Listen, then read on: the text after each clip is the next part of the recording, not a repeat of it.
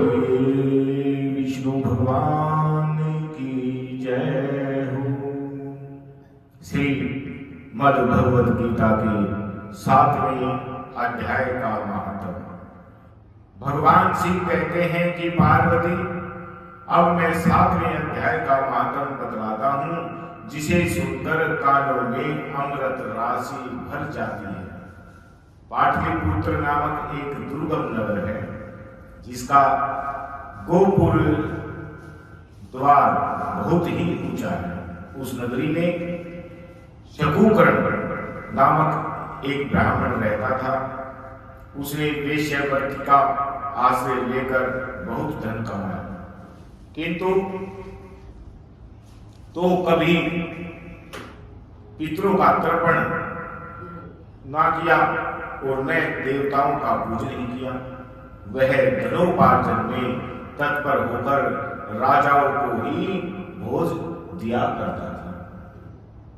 एक समय की बात है, उस ब्राह्मण ने अपना चौथा विवाह करने के लिए पुत्रों और बंधुओं के साथ यात्रा की। अब मार्ग में आधी रात के समय जब वह जा रहा था, तो उस समय पे एक सोने उपरांत एक सर्प ने कहीं से आकर उसकी बाह में डंक मार दिया। उसके काटते ही ऐसी अवस्था हो गई कि मणि मंत्र और औषधि आदि से भी उसके शरीर की रक्षा असाध्य जान पड़ी। उसके बाद कुछ ही क्षणों में उसके प्राण पखेरु उड़ गए। फिर बहुत समय के बाद वह प्रेत सर्प योनि में उत्पन्न हुआ।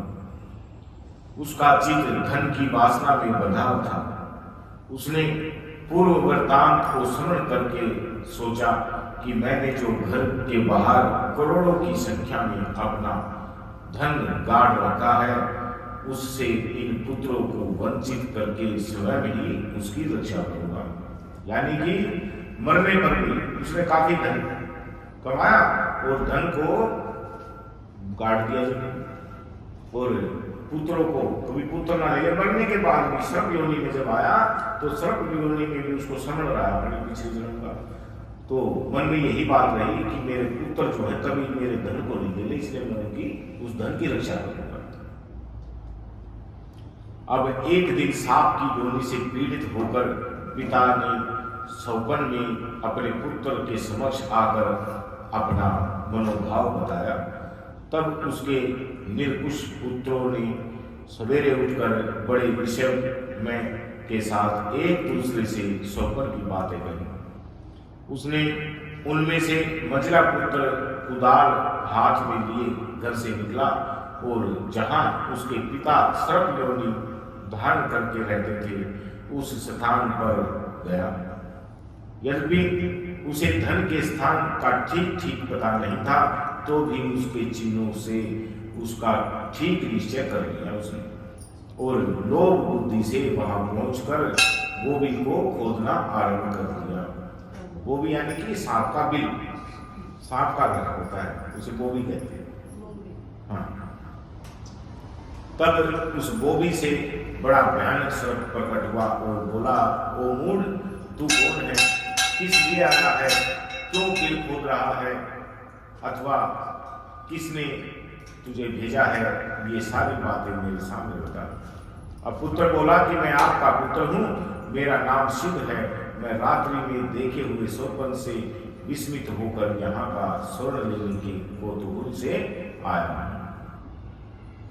अब पुत्र की यह वाणी सुनकर वह सांप हंसता हुआ उच्च स्वर से इस प्रकार स्पष्ट वचन बोला कि यदि तू मेरा पुत्र है, तो मुझे शीघ्र ही बंधन से मुक्त कर। मैं पूर्व जन्म के गाड़े हुए धन के लिए ही सर्प योनि में उत्पन्न हुआ हूं। पुत्र ने पूछा कि पिताजी, आपकी मुक्ति कैसी होगी? इसका उपाय मुझे बताइए, क्योंकि मैं इस रात में सब लोगों को छोड़कर आपके पास आया हूं।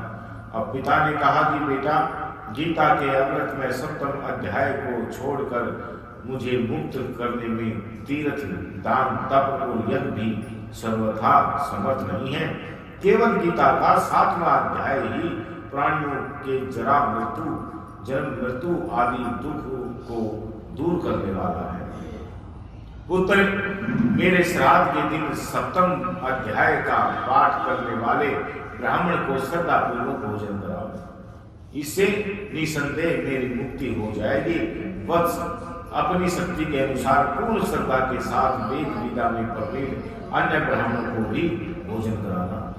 और सर्प योनि में पड़े हुए पिता के ये वचन सुनकर सभी पुत्रों ने उसकी आज्ञा के अनुसार तथा उससे भी अधिक किया।